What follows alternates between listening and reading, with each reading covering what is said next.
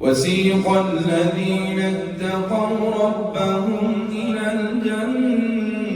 الجنة زمرا حتى إذا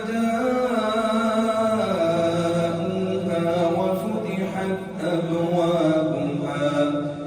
وقال لهم خزنتها سلام عليكم طبتم فادخلوها خالدين وقالوا الحمد لله الذي صدقنا وعده وأورثنا الأرض نتبوأ من الجنة حيث نشاء فنعم أجر